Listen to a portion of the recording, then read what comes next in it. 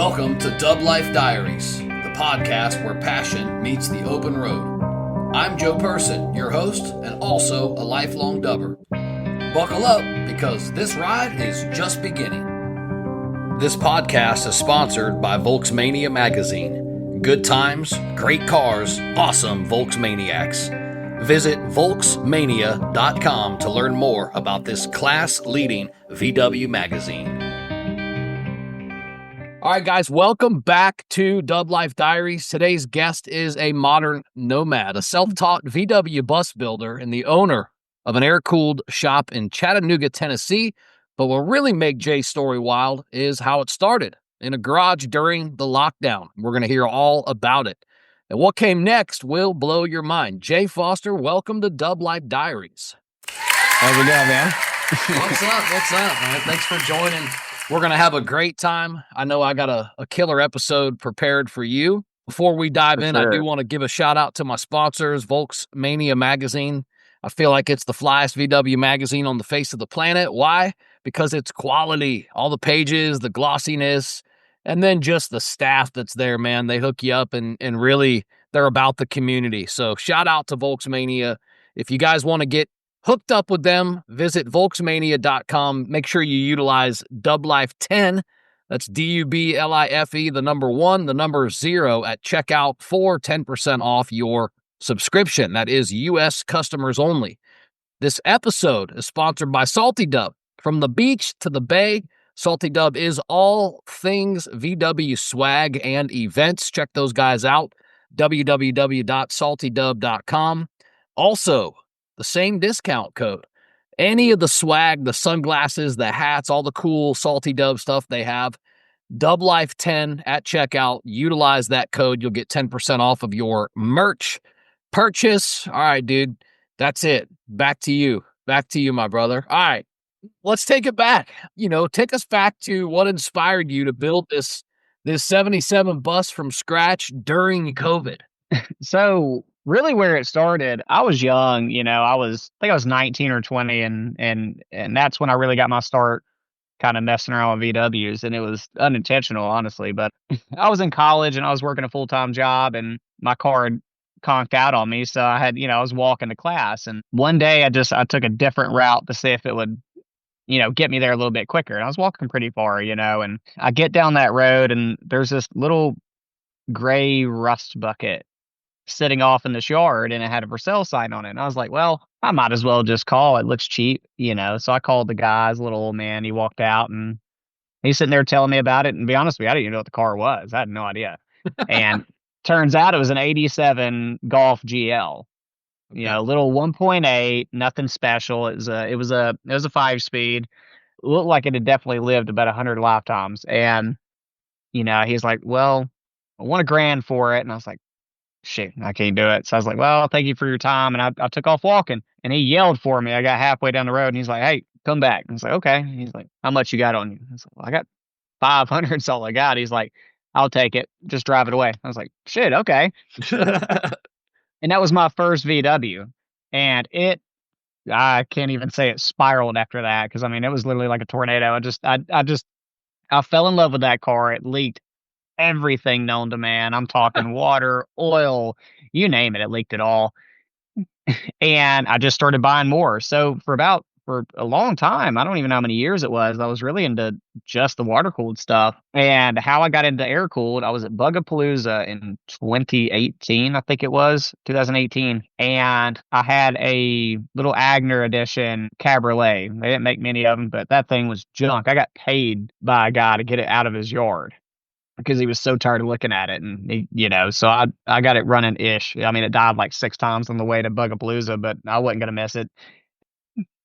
I get out there and I'm kind of walking around. I come back after about an hour, just kind of perusing, and my dad, he was there with he had a 74 Gia. It was beautiful. He sold it, but man, I wish he wouldn't have. But anyways, he was like, hey, so some guy came by and he wanted your car. I was like, oh, okay. Do you want to buy it? He's like, nah, he said he had a bus to trade. I was like, oh, shut up. I don't believe you at all. He's like, no, really. He had a bus. And I was like, where's he at? He goes, well, he was parked across the street right there, and he had a trailer full of buses. He had like 5 on the back of it. He had, big car hauler. and he was gone. I was like, shoot, man, I kind of missed out. I was so upset about it. And he said, well, he said he'd be back tomorrow. I was like, well, I hope he is. I sat there all freaking day Sunday in my chair, did not even move, didn't even move. And finally, the show was already over. Half the people had already left. I mean, it was like 5 o'clock, and all of a sudden, here comes this car hauler with a bunch of buses on the back of it. And I walked over there. I was like, "Did you want to trade one of these for that car?" He said, "Yeah, yeah, my kid likes it." I was like, "Oh God." So I picked the nicest looking one, and nice is definitely not a definition that I'd use for this one, but it was a 72s. I named her Mabel, and that's the one I actually started building, believe it or not. Nugget didn't come until 2021. Yeah, Nug didn't even come till 2021. 20 no, yeah, it was late 2020.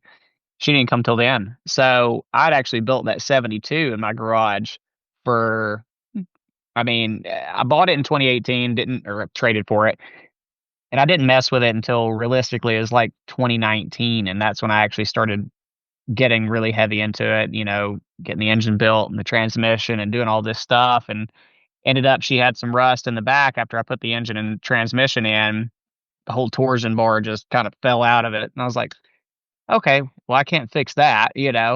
I mean, I can, but it costs more to fix that than it is just go find another bus, and I posted on one of the I think it was East Tennessee Air Cooled Club Facebook page.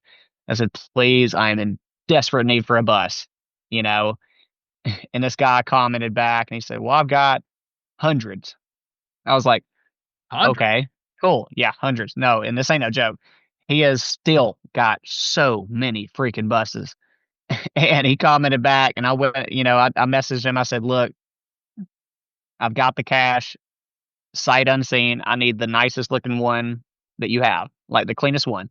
He's like, "Well, they've all been sitting." I said, "That's fine. I want the one that's got like the least rust."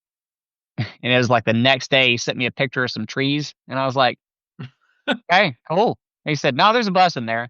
And I looked real close, and sure enough, there was. I was like, "Holy crap!" I was like, "Dude, that's your cleanest one. I don't know that I want." And he's like, "No, it's pretty solid. It's been here for like 30 years." And I was like, "Whatever." I went out on a limb. I said, "Here, I'll take it. I'll be up there tomorrow to pick it up." Or I think it was Saturday or Sunday. I'll be up there to pick it up. And it was what, became Nugget. And it was the same bus. And I was like, and it was cleaner than I thought it was. I was like, "Oh my God." So everything out of that 72 went immediately into Nug.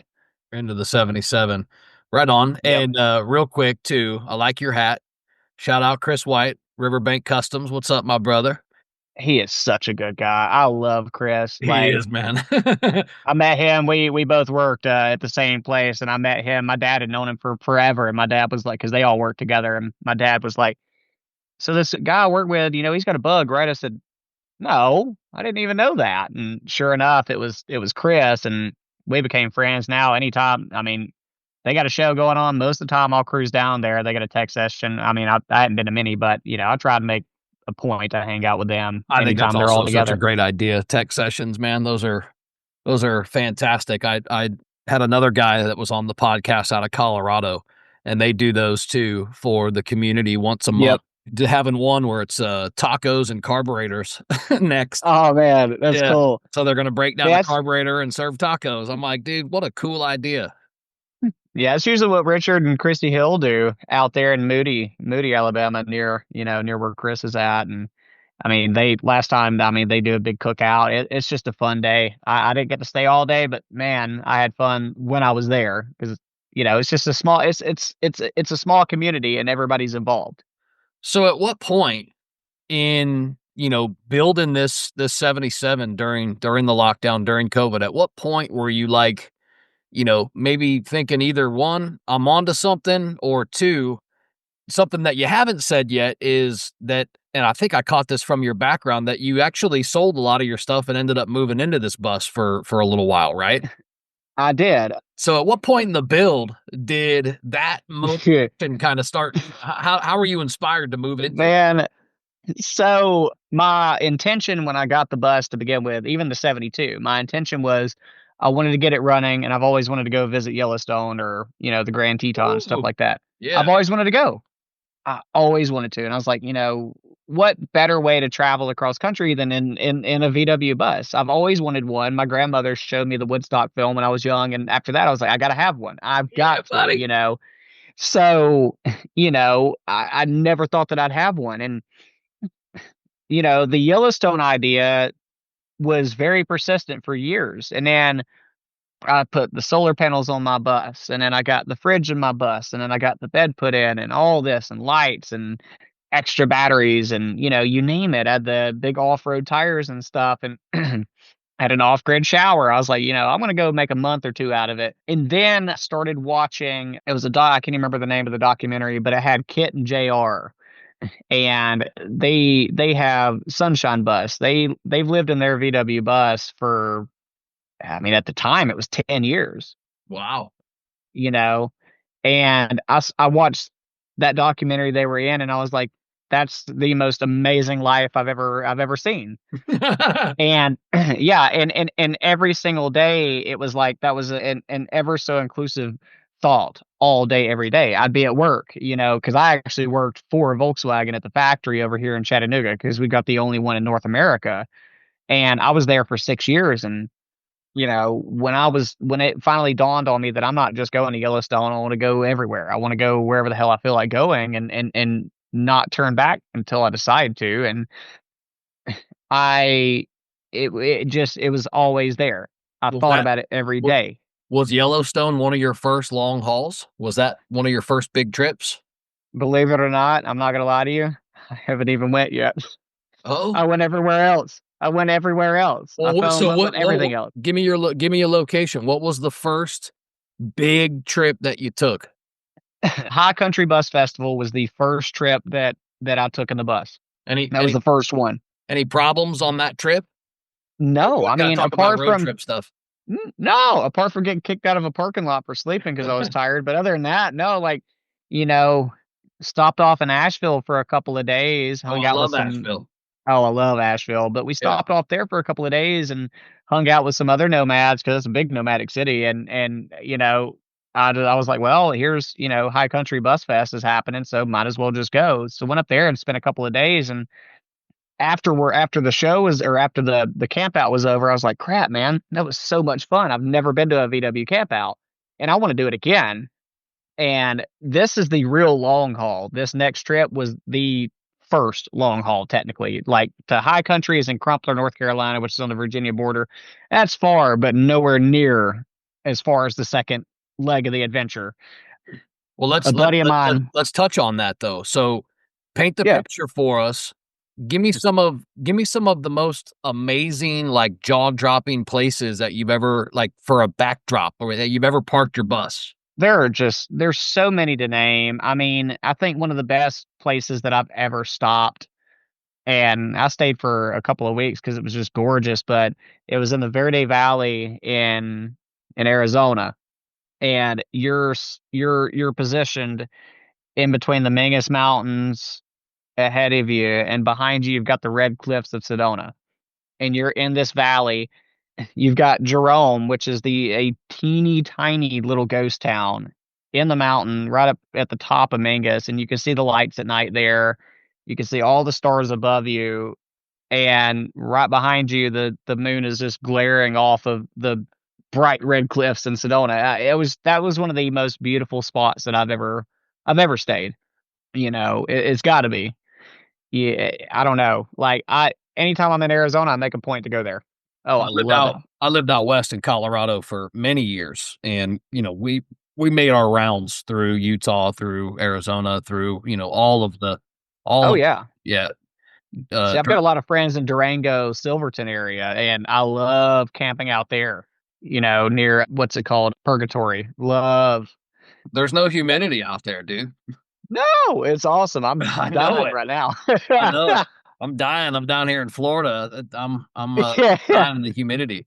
So let's talk I about can't on do the Florida. road. Like what's some of your sketchiest moments of maybe even driving that you faced on the road? So one of the sketchiest moments, I was out west, Arizona again, and I had looked on Google Maps, and it said something about there's an abandoned train tunnel that was built in like the 1880s. Used to how the Santa Fe used to roll through there, and I was like, let's go find it. So we're using satellite to figure out where to go. Cause I mean, it was out there. There's no roads, you know, I'm out, way out. And we're coming down through this wash, and it didn't look as deep as it was at the top, you know, at the top. I was like, I can make it up it, you know, I'm whatever. So we got like 5 people piled in the back of my bus, and I get to the bottom, and I forget that I'm like 7,000 feet in elevation, and I haven't adjusted my carbs yet because I've got dual carbs back there. And as soon as I get halfway up, she just stalls. I was like, oh crap, this is not good. So everybody hops out, and I'm like, yeah, y'all want to get out for this one. And I tried to crank it, and she wouldn't do it. I had to put my foot on the gas, but I couldn't, you know, there was nothing I could do. So I just, as soon as I finally got her cranked, she just rolled completely back. And as soon as she goes back, she hits this, the wheel turned a little bit, and I hit this little boulder, and it just rolled her on her driver's side, just completely flipped the bus over. I was like, so that that was pretty sketchy. So I hop out, and everybody's freaking out, and I'm over here laughing. I mean, it was the most fun I'd ever have. I was like, this is awesome. So we just flipped her back over, and I made it up the wash. I wasn't going to turn around. I mean, really, I couldn't, but I just had to keep going. So that's one of the sketchiest. I mean, So I've that's a done some sketchy pretty one. bad ones. Hey, you I've done rolled. some bad ones. Yeah, Yeah. that's a pretty good one. Now, okay, She's got a nice dent. that's for the bus. How about maybe for people? Like, what's the wildest person or human encounter that you've had on the road? A lot of people think that, you know, when you're on the road, that you're constantly or even occasionally coming up against crazy people. But I mean, to be honest with you, I think we only ran into like one person, well, a group of people that I didn't think were sketchy at the time until the story came out a week later. And, you know, the guy had murdered his girlfriend, and they were fellow nomads, and that was probably like one of the sketchiest things that I've ever experienced. But we didn't know it. You know, they Okay. always say that, you know, you can't, it's kind of like these people, you know, when you watch documentaries on serial killers and stuff like that, it's like, well, how couldn't you have known? Dude, they hide it, Yeah, and they you'll were never know. totally normal people, or from what they seem to be. Yeah, And that's probably the sketchiest. I mean, honestly, haven't really had too many things happen. I mean, I don't know. Like, I always just, I guess I just pick nice spots. I don't know. well, full time van life is not for the faint of heart. But No. what do people not understand about living full time in a VW camper or bus? And it's one of the most eye-opening experiences that I've ever gotten the pleasure to experience. You know, a lot of people think that it's all just, you know, you got a different backyard every day and stuff like that. But I mean, unless you're rich, you don't have that. You know, you've got to work every day, or you've got to work, you got to make money to get to the next spot. And you know, that's the thing that people don't understand about it, is it is hard. It's hard, but I tell you what, it is the most fulfilling thing that I've ever done in my life. I came back from it a totally different person. You know, I had a different Wow, outlook, a different perspective on life, because sure. when you have nothing, and I mean nothing. There's times where I've been standing on the side of the road with a gas jug, just like, please give me like $1 so I can make it the rest of the way to where I can go work and make some money, you know? And there's been times where I had enough after working, and I was able to go wherever I felt like going. And that's the best part about it. And the people you meet, it's like nothing else. Like, I've the nomadic community is honestly, and I love the VW community, don't get me wrong, but there's something so different about the nomadic community, because you've got all of these people in one little place, well, I say one spread out place in the desert or in the mountains or something like that. And you've got some that live in $1 million RVs, and you've got these people that live in tents. And I tell you what, we have these gigantic community dinners and breakfasts, lunches, and stuff like that. And everybody just brings something, and you've got a little piece of that person's background and that person's culture. And it's just harmony all day, every day, you know? So paint the picture for listeners, especially ones that are maybe even motivated by this episode to maybe go live in a bus. What did daily life actually look like? I mean, cover sleeping, eating, your hygiene, like how, yeah, like cover some of those things, like so listeners can really fully, I guess, understand, what it is that you do full time on the road like that. So you have to get used to being uncomfortable. That's the easiest way to describe it. It's uncomfortable. It really is, but it's something that you get used to. Like I don't have a Westie. I've just got a 10 top bus. So putting your pants on in the morning, you're laying down. You're not standing up to put your pants on, not standing up to cook food.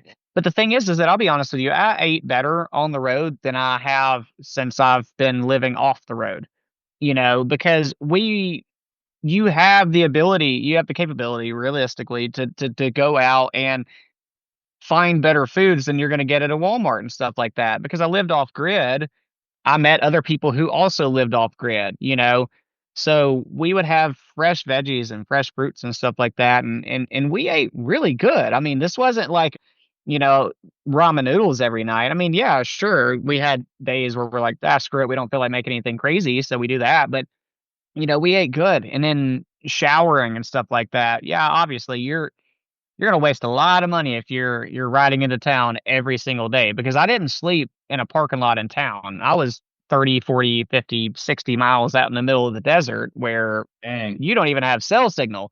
So you're going a couple of days, and that's the realistic part of it. Everybody's like, oh, it's so gross. But it's like, I mean, you get used to it, you know. So what I did is I had a Planet Fitness subscription, and I made a point to be at least within driving distance, an hour or so of Planet Fitness. And I went there, got a hot shower, went to a laundromat to do my clothes. So, if I wasn't totally off grid out in the middle of nowhere, you'd never know it, because I didn't look any different. I kept up with my facial hair, Sure. but daily life was a lot of, if you're not working, you're exploring. Hiked every day. I was healthier on the road than I am now. You know, I was always hiking. I wanted to see what was around the next corner. I want to go look at this big tree or this big hill. What's on top Right. of this hill? Let's go find a cave. So I stayed active. I stayed moving. My little dog over here, she stayed active and she stayed moving. That's why, like, she never even has a leash on her half the time unless I'm around other dogs, because she's used to being by my side. And then at night, you get to watch the stars, and depending on where you're at, you can see the galaxy, you can see all of it. I mean, there's no light pollution if you go far enough out, and there's no people when you go far enough out. So it's a lot of alone time. It's a lot of yourself to your own thoughts, campfires, and I love it. I miss it every day. It's hard to transition back to, I guess, real life, if you want to call it that, but it's hard to transition back to it after being on the road for so long. Let's talk about that transition though. Was there, like, looking back, was there maybe a specific day or a specific time in your life where you said to yourself, "All right, it's time to go get a real roof again." Man, yeah. Tell me The about burnout the it. Yeah. burnout happened. It was just a series of unfortunate things that had happened to where it just wasn't feasible anymore to continue doing it. Had a crappy boss at this one job we're working not too long. He was a terrible person and barely paid, so we didn't have enough money to go to the next place. So then we just kind of got stuck, and then finally went back to Alaska. They flew us out, and then ended up not making enough money there either because of some worker strikes and stuff like that. So didn't get enough there. So we make it back, and it was like, I don't even want to be here anymore. I don't want to be in the bus anymore. It was just a year or two of just straight stress. It was tough. And I didn't even plan on just staying in a house or whatever for too long. And then now it's been 2 years. So really, I mean, the burnout was coming, and it was just a series of unfortunate things that, it just happened, and it just made it harder. Needless to say, we had pushed through it for years before that, but finally got to the point I was like, I'm done with this, and wanted to do more with these cars. So you stopped traveling full time. What what made you decide to settle on Chattanooga? Well, I've lived here, I think now it makes about 5 or 6 times I've lived in Chattanooga. I don't know, I love this city. I love this city, I love the community, I love the little VW club we have, and I love all my What friends here. what's the name of the club? Well, we've got the Scenic City Volks folks here, and then you've got dubbing for chat and stuff like that. And really, I love being a part of the East Tennessee Air Cooled Club. That's the one that I guess I associate myself with more. Hang out with those guys all the time, AJ Batista and them, Roe and Jen, and I mean those guys are just incredible. They don't even put on car shows; they put on cruises, and they could care less. Like one of the best ones that they put on, and it's one of my favorite ones in the country. I'd make a point to drive back from California just to go here, and I've done it a couple of times. I was in Cali or Arizona, and I was like, I want to go do this cruise, so I would drive all the way back across the country just to do this cruise. But it was Bug Dang. and the Dragon, yeah. Yeah, I've done that once or twice now, and that's one of the most fun cruises in the Southeast. Nothing tops it. I'm sorry. What is I've been it? on. It's Bug and the Dragon, so we just take over the dragon for a day, and it's fun. This year I think there was like 108, 109. Chris and all of them came up. The entire Alabama crew came up. I mean, it was just awesome. Yeah. Next year they're trying to get the Florida guys to come up. Hopefully y'all show out because it is Yeah. so fun and it's free. You just Well, drive your car. we got to do some mingling because we got some stuff down here that we want you boys to come be a part of too. You guys know about Bug Jam. I know Yep. Chris is a sponsor and sets up there, but a little further south of them is us down here in the Tampa Bay area, and we've got V-dubs on the pier and we've got V-dubs over the Skyway. The Skyway Bridge is like this monumental, epic, major, 400-foot tall, just amazing architectural, just badass bridge. Yeah. And we get together, come over the Skyway, and last year we had 240 cars. The year Jeez. the year before was the 25th anniversary ride, and we had over 400, dude. Now, Dude, that's crazy. the line was over 2 miles long. It was crazy. It That is really was. insane. Yeah, so, See, I you know, need to get down to Florida and do more stuff. I haven't done a lot in Florida. we'll come see you, and then you just make that promise to come down and hang with us for our stuff too. But yeah, so let's go back to, the garage hobby that really kind of became a full-blown air-cooled VW business, which is what you're doing now. Before the podcast started, you took the phone and you showed me around. You got about 8 or 9 dubs in the shop right now, and that was really, really cool to see. But rewind the clock a little bit of when you stopped tinkering, you took it serious. Do you remember your first paying client? The first paying client I had, I think it was Christy, little lady Christy out of Sevierville. At the time, I didn't have a shop. I just did it mobile work, so I had my bus full of tools and I would just drive to wherever you were. And my first client was Christy, and I worked on Little Beetle Bailey's. He's a little 77 or 78 bug. Was fuel injected. He's carbureted now, but that's one of my favorite bugs in the world just because of the owner. He is, she's from from the Keys. So Beetle Bailey was down in the Keys and he looks like he was in the Keys, but you know what? She loves that little car to bits, man. And I went up there, I did some brake work, did some valve adjustments, just a couple of small odds and end things, and that was my first client. And I felt so bad to tell her the total because I was trying to get used to it. I had worked for other shops before and it didn't work out the way that I really wanted it to.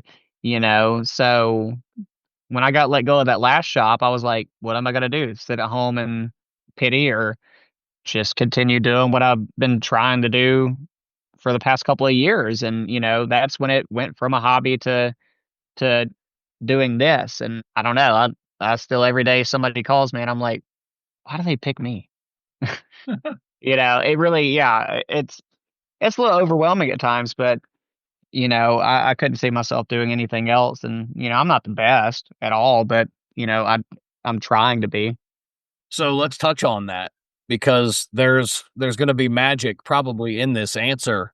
But anybody that works on these cars full time, there's something about them, right? Like What do you love most about wrenching on old Volkswagens? It's kind of a love-hate thing, and if you have one, anybody that listens to it, if you got one, which I'm sure everybody that listens to it does, you know, if you have one, you understand that your car has its own personality. It's got its own personality. It has its own traits. It has its own attitude. And that's the thing that I love and I hate the most about it is that some of these cars have such a negative attitude. I'm over here like, just work. Just work for me, please. You're fine. You want to run. I Yeah, know you don't want to stay dead, and and I've got you talk to them too, for sure. oh, dude, I talk yeah, all day long. Every single car in here, I talk to every single one of them. And some of them, their attitude about it is, "I want to be back on the road, so here, I will help you." And that's the coolest part about it is that you get some of these that are super grateful for you touching the valves, and then you've got some that would much rather spit a push rod out at you or break a valve spring, like this little buggy over here. And that's the thing, that's the beauty and the negativity about doing it is these cars have they have their own attitudes, and that's what I love about them, and they reflect. They really do. They're a reflection of their owners. Not saying that the ones that have bad attitudes or have bad owners or anything like that, but like my bus, for example, like, excuse my language, my bus is an asshole. She is rude. God, she's so rude. When she works, and when she doesn't, she does not care. I mean, I was going to a show a couple of years ago, and she broke down 4 times on the way there, and it was 4 different things. I mean, throttle cable snapped, then my clutch cable snapped, and then this happened, and I broke some linkage on my carbs. It's literally like some days she just wants to be put back in the woods that I drug her out from, and I'm not gonna let it happen. So, and that's how some of these cars act. They're like, "No, no, no, put me back in the shed. I don't want to come out, not yet." And I'm like, "No, you're going to." So, that's the magic in it. Is hearing them work again when they haven't in either so long or they haven't ran great in forever, and you finally get the owner comes back to drive it, and they're walking up to you like, this is can't remember the last time my car ran like this. That's what I love the most about it. Give me some advice for somebody that wants to potentially get into the VW world, maybe not even the camping world, but as a mechanic too, give me advice from your perspective of somebody that would be interested in becoming a VW enthusiast in today's society. Man, be patient. Be Would you patient. would you recommend buying one built or would you recommend building one? Everybody, I think your first VW that you get should be a project, because for the people that buy them already built, already running, because theirs don't run great. I'm sorry. Most of the time they don't. But the people that don't buy their way into it and they want to learn and grow with the car, those are the ones that theirs is always the best reflection of them. So I tell everybody, like, if you want your first one, get a project, man. You will respect these cars a lot more. You will treat them better. You will understand what they love and what they don't like than if you just go and buy one for $20,000 that already runs. That's cool and all. You can buy a project that runs, but learn how to work on it in the process, because they're going to leave you on the side of the road. It's going to happen. I'm sorry. It will. I promise you. Even us. People say that the mechanics, oh, y'all's are supposed to be no, ours are always the worst ones, I promise you. So, you know, but no, buy a project, save one. Because if you're buying one that somebody's already saved, yeah, it's cool. You're exchanging hands, but no, be the change. Save one. So Save that car. it's like the adopt don't shop, right? Exactly. Yeah, save one. So the Yeah. VW culture as we know it, it's vast, it's huge, because we're ingrained and we go to these big shows that we see, I guess the culture as it is today. I remember it from high school too. First time I ever went to a bug jam, I was blown away that many people cared about classic Volkswagens, especially back Yeah. in the 90s. But do you think the culture, the VW culture is growing or do you think that it's fading over time?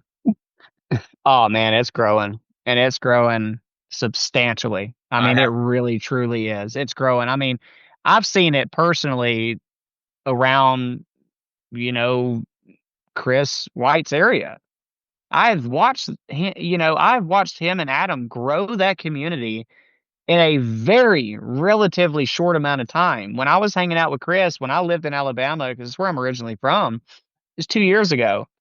And I mean, there's maybe three VWs that would hang out over there. That's it. Now there's 20 to 30 that always show up every time. They're coming out of the woodworks now, you Adam know? Adam Simpson, you said Adam, so I got to shout out him, Adam Simpson, another guy that's been on the podcast, another super stand-up guy. I had a really, really awesome time interviewing him, but shout out to him too. I heard you mention him, Yep. so I want to say what's up to him. Yeah, I mean those two guys are doing magic. I mean Adam with the Tannehill show and Chris White, just like for example, it was last year. There's a local show in Pell City, Alabama, and it's called Lakeside Live, and it's not a VW show at all.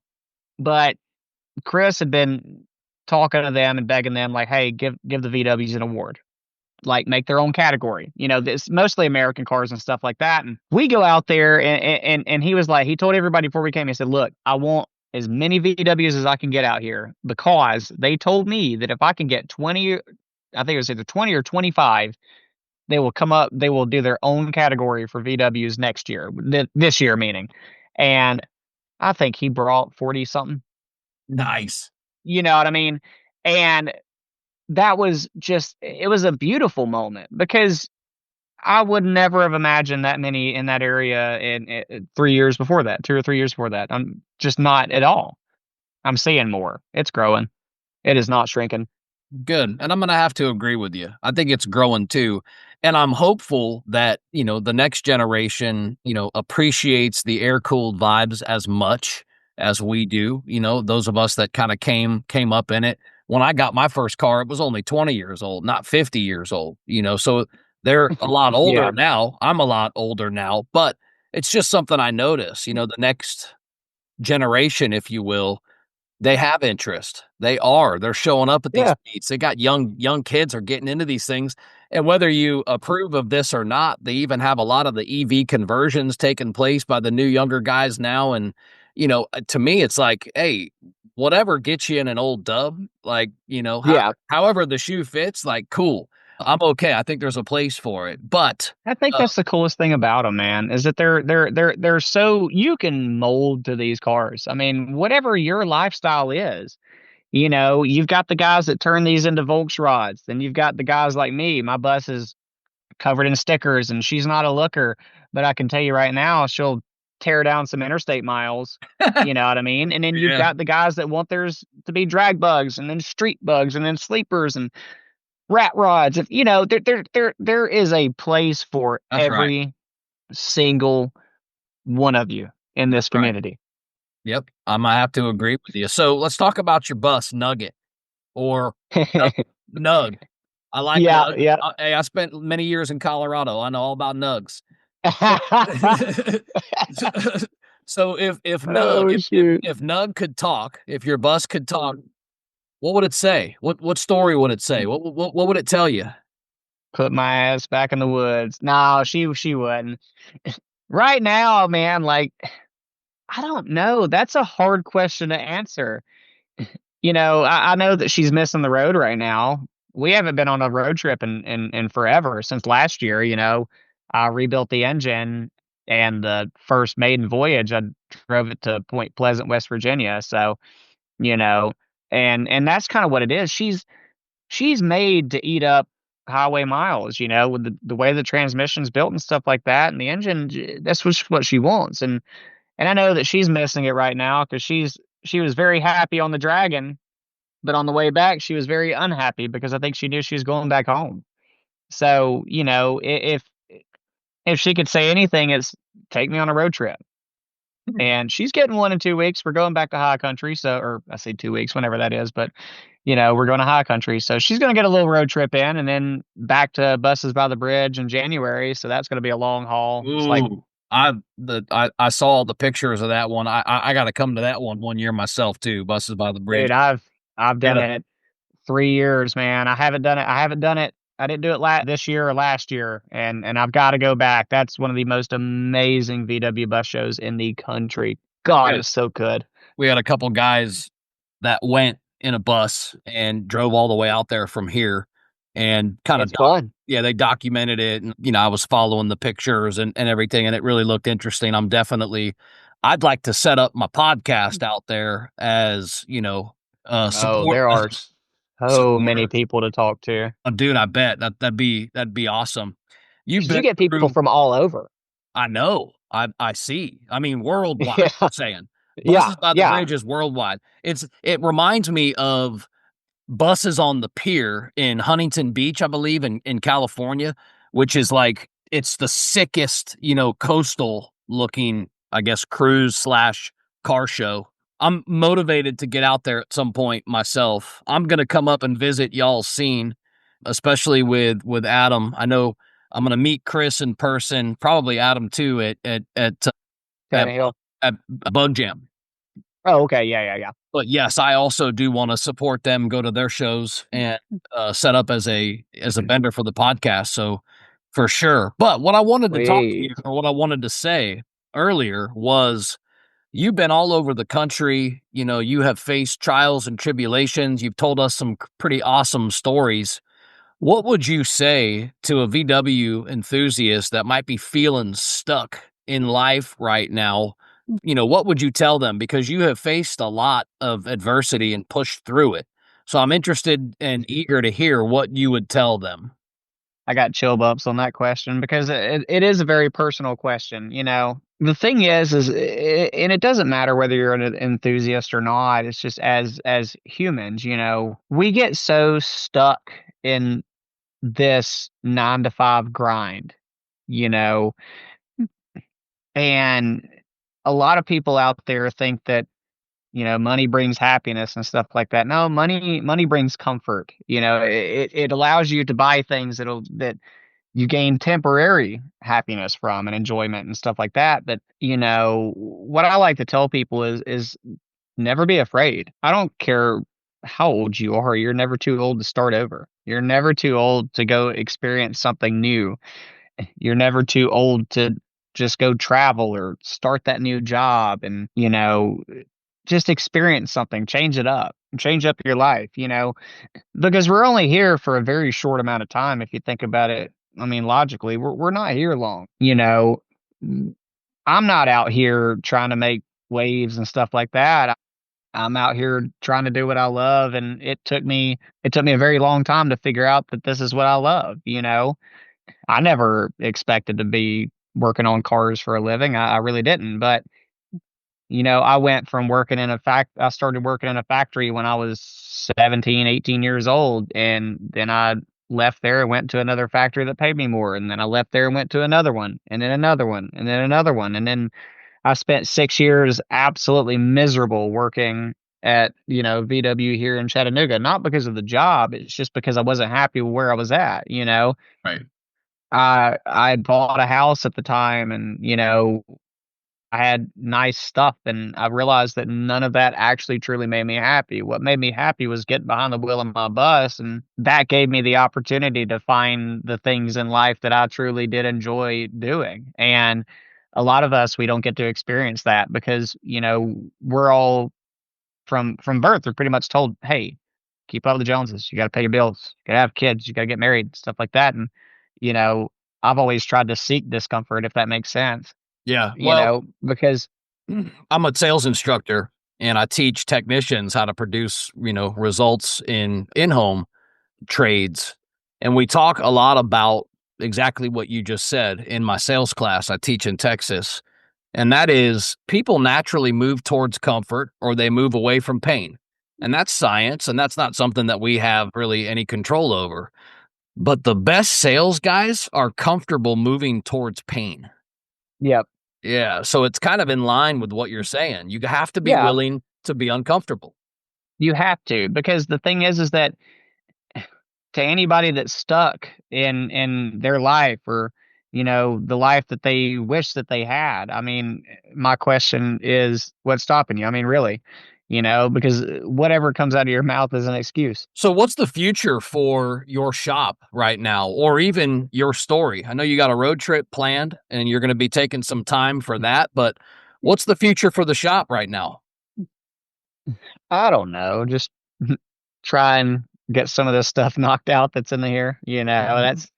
That's pretty much it. I just like working on these things. I mean, at some point, I'd like to grow to a larger shop because it's only been a couple of months and I've already outgrown this one. Damn.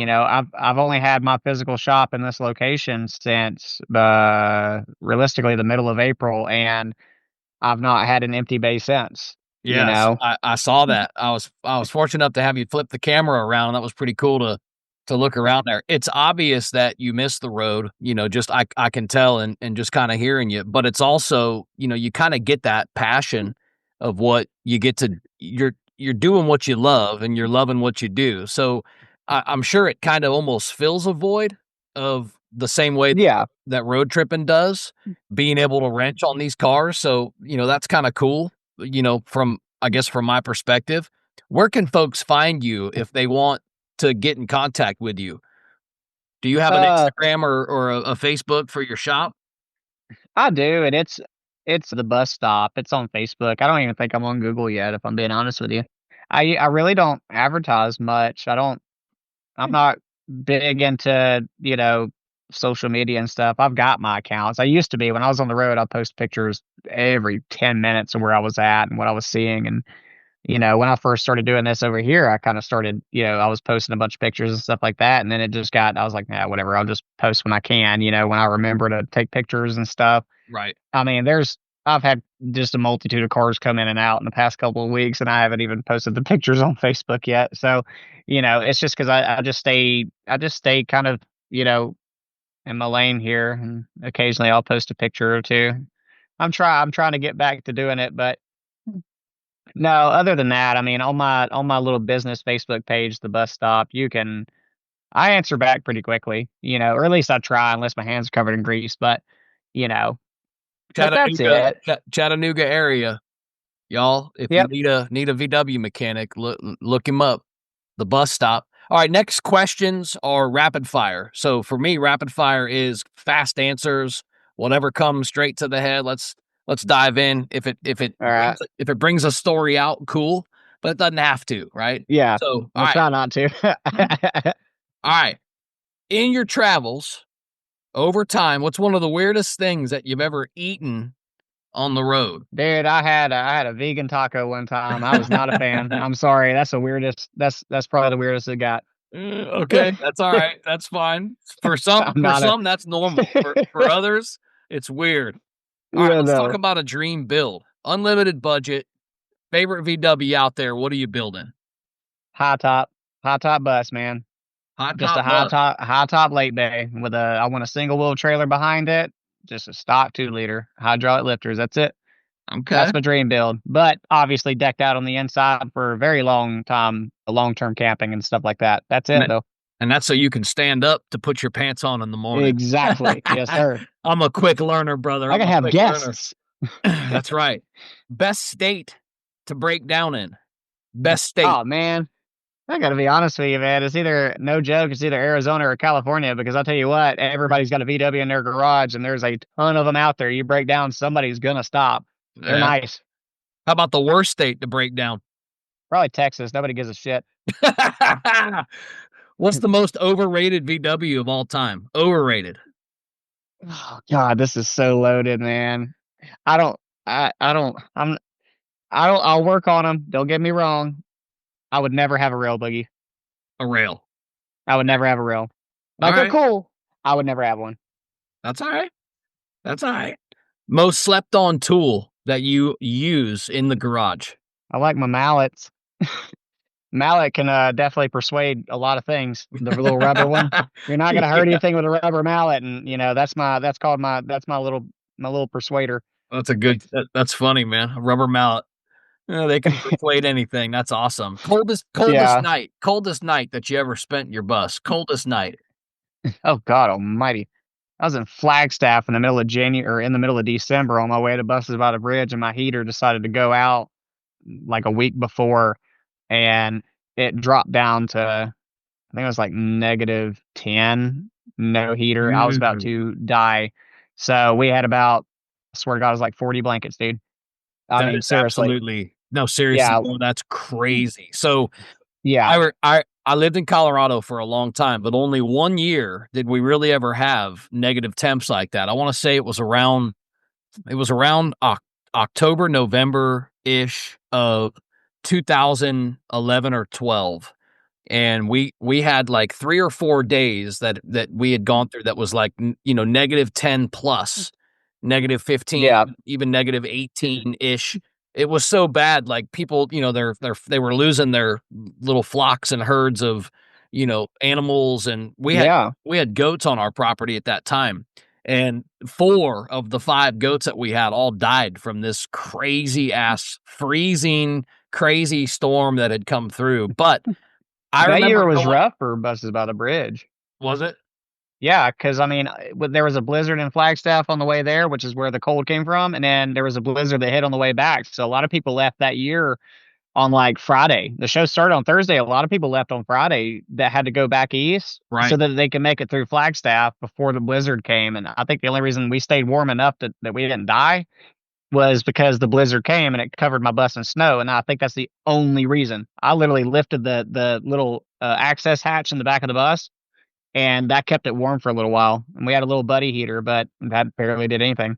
Dude, what I was gonna say, though, was it was -10, and I remember going out and having to do something with my fingers Oh on God, no. I had a Jeep back then, and I remember I had to do something. I think I don't know, checking my air or something, pressure or something. I had to do something and use my fingers, and I remember -10. I remember taking my glove off and to have access to my fingers, and I remember touching something, and then within 30 seconds, like, my fingers didn't work, and I was like, "Oh my goodness, like, is this what it's like to be in, you know, temperatures this cold?" Like, it's very unforgiving, bro. Very. Oh yeah. Oh, it's crazy. I mean, I've experienced cold like that a lot, when I lived in Alaska. And I mean, I can't really say you get used to it because you don't get used to that cold, but I mean, you really do get acclimated. I mean, living in Alaska was pretty, that first year, like it was summer and I was wearing like triple layers out in Bristol Bay. I mean, it was like 50 something, 40, 50 degrees in the day during summer. Well, I mean, it's all day, but yeah, it was Yeah, like 40, right. 50 degrees. I Yeah. learned that too. I've been out there. Yeah. My wife's family lives out there. They do the travel nursing. Oh, So that's they such a good profession for that. Yeah, for sure, and they live out near Anchorage, and we went out in the height of COVID. I mean, height of COVID. Plane tickets were $200, Yep. and we were like, "Alright, yeah, And there's nobody sitting next to you. I'm taking all 6 of you, all my whole family." So we stayed 14 days because it was an opportunity, and, yeah, Yeah. Oh, what a yeah. great one it was. We loved Alaska in the summer. We missed the salmon Alaska's great. rush by just a Alaska's so good. It really is, man. It's probably one of the prettiest places I've ever been in my entire life, for sure. It is I mean, seriously, it's the most beautiful state I've ever had the honor to live in. I love it. I miss Alaska every single day, man. I really do, but I just can't go. I don't want to go work back in the fishing industry again. That's hard. That is very hard. I'm still paying for it, and I haven't done it in like over 2 years. Damn, dude. So you did that too. Yeah, That's that's what I did. But that's well, some because hard work out there, brother. yeah, well, when you're traveling, that's like no joke. A lot of people just don't realize that that's an opportunity for you. When you're traveling, they pay for you to go out there. They put you in a house, they feed you. So all you do is work, make money. You're spending nothing.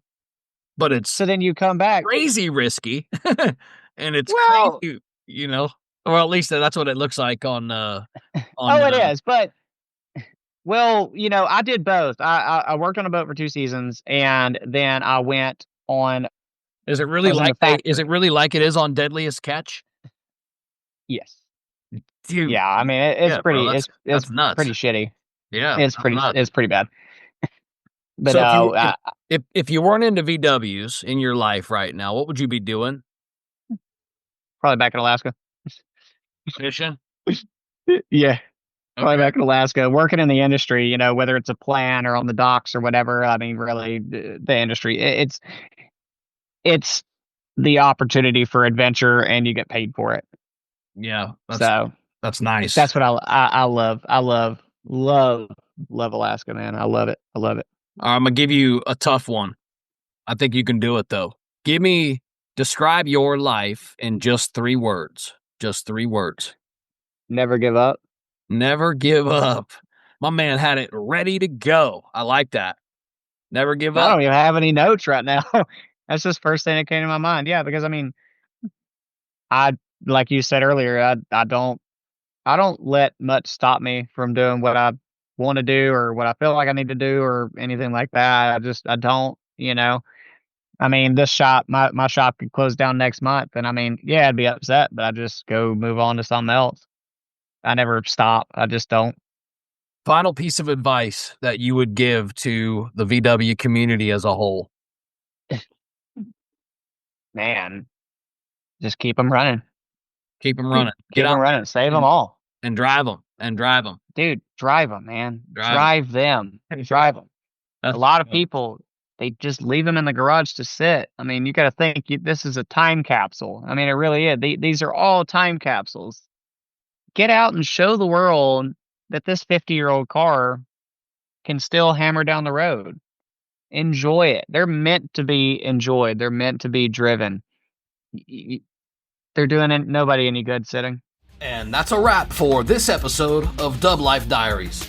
Thanks for riding along with us and diving into these incredible stories of the people in the dubs that drive their dreams.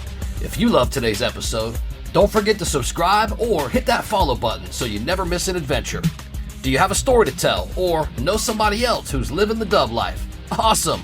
Reach out to us. You can find us on all socials at DubLife Diaries or shoot me an email. I'm not hard to find. DubLifeDiaries@gmail.com. Until next time, keep the engines humming and the wheels turning, and always follow the road that inspires you. This is Joe Person. I'm signing off. I'll catch you on the next ride.